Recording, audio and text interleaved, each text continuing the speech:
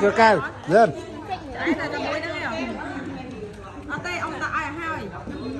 đó phiên này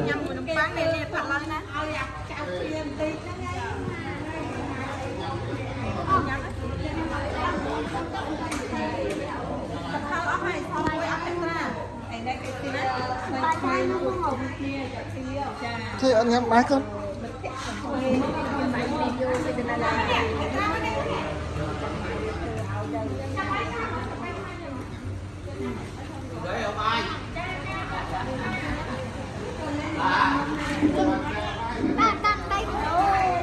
đó chưa cay nữa chưa cay muối